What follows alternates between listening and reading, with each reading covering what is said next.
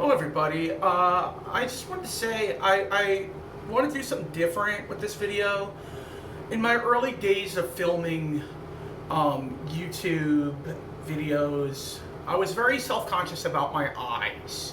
I have a lazy eye. I don't know, I just have this self-consciousness. I'm not anymore, I've gotten over it, but I had this idea on my early YouTube and TikTok videos to wear sunglasses and maybe incorporate it into the name of my channel, like the sunglasses guy or something, and just make it like my shtick, which probably would have gotten old pretty soon, if you know what I mean.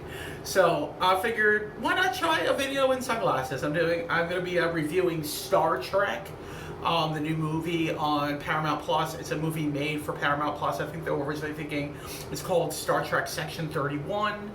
It was originally conceived as a TV show, as kind of a spin-off of Star Trek Discovery with Captain Burnham and all those people, which is a great show, by the way. I think Paramount Plus is doing a great job. Back when they were,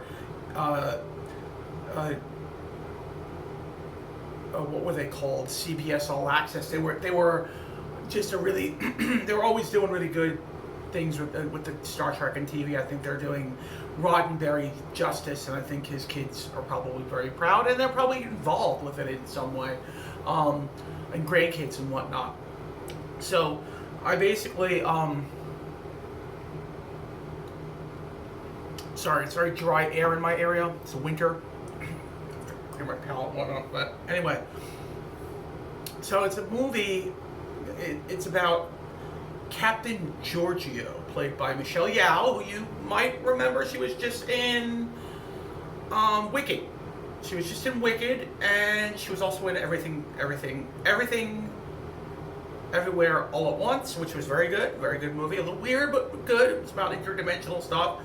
And I think she was also in a TV show, American Born Chinese, alongside Ki Hu Kwan from The Goonies. He's all grown up now. She was also in Everything, Everywhere, All at Once with him as well. And I first saw her in Star Trek in that, and so she's kind of making a name for herself and really getting a big time in Hollywood. I don't know what she was doing before Star Trek.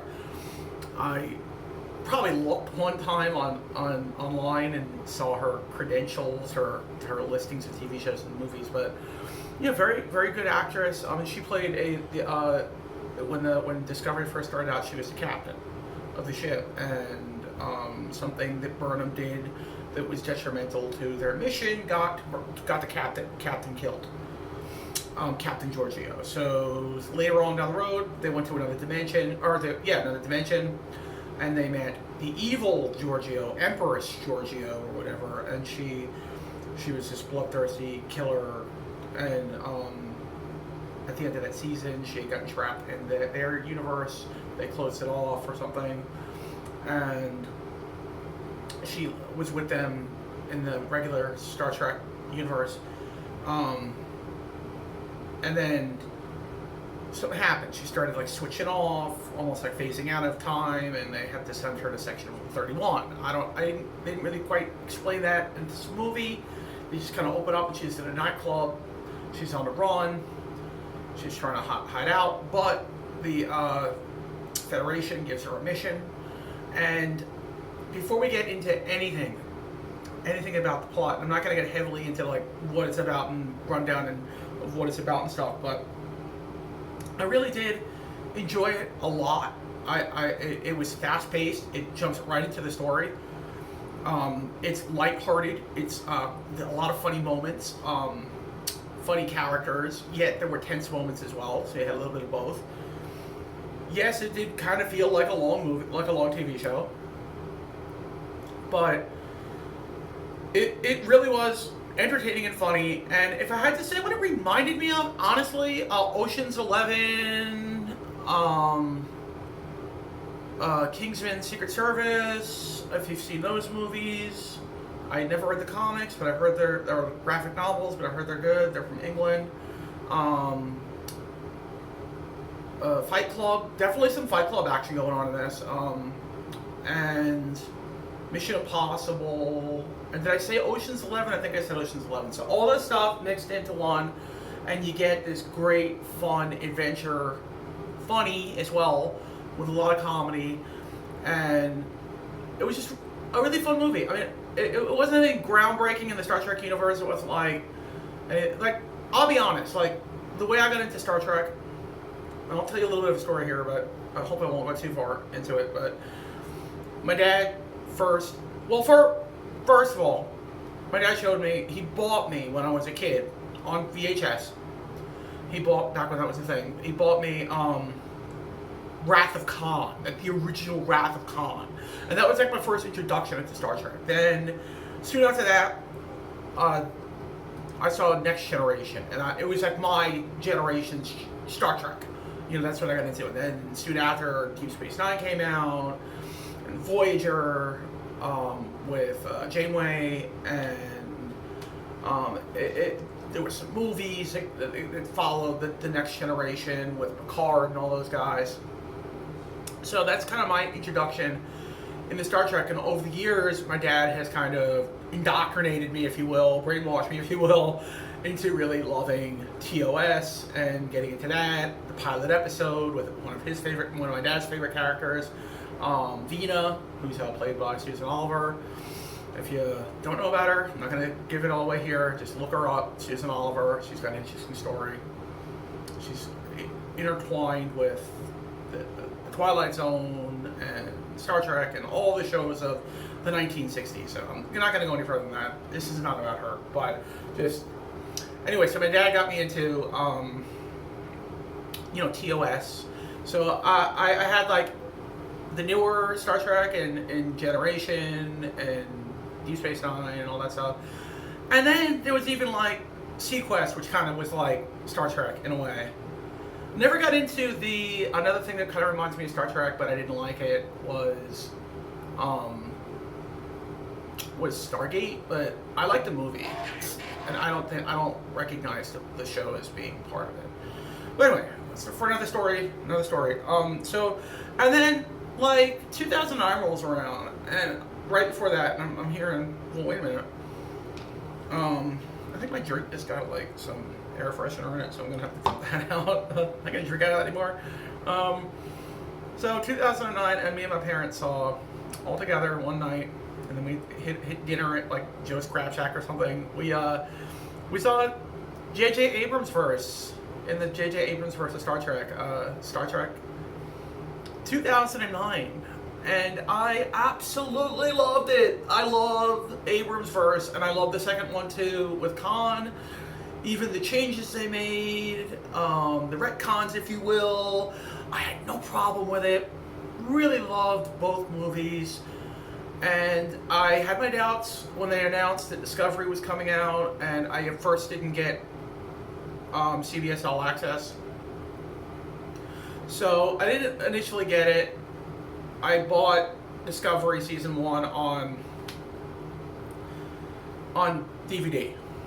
This is before I had Blu-ray. And when I saw it, I was like, wow, this is really good, but I never really got into it, maybe because it didn't look as good on DVD. I don't know. And then I finally just did it. I got CBS All Access, which turned into Paramount Plus. And I was blown away by everything they were putting out. Discovery, Strange New Worlds, which is the Pike backstory, and also TOS backstory as well. It's kind of like all intertwined. And then Lower Decks, which is a great show. I don't watch it enough. I really haven't finished the series yet. I really like it. Maybe I'll pop on some episodes now. Really fun to do. And the one with the kids and the cartoon that's now on Netflix. I forget, Prodigy? Is it Prodigy? That one was really good. Really enjoyed season 1. Haven't finished season 2 yet. Have to do that soon. I don't know if that's coming back on Netflix with the rights to it and whatnot, being Paramount, CBS, and whatnot. So we'll see. But I'm really enjoying all of it. So then back to the movie, which was again really fun. Really, I think it just debuted yesterday, so you can catch it on Paramount Plus. Really fun movie. and just follows Giorgio, Giorgio, and they kind of give her a mission. Find the weapon, or find this item that they don't know it's a weapon yet, but they finally find it out. And it's a weapon that she created when she was in the other universe. And I don't want to give the whole thing away if you haven't seen it, but it's really, really good. I highly recommend it. And it's not that long. So, like, if you're, like, pressed for time or just don't want to sit around for, like, hours watching a movie, like 2 hours watching a movie, it's really not that long. It's manageable if you're not into sitting around watching it for too long. So, I would highly recommend it. Really good movie. Okay, yesterday I did the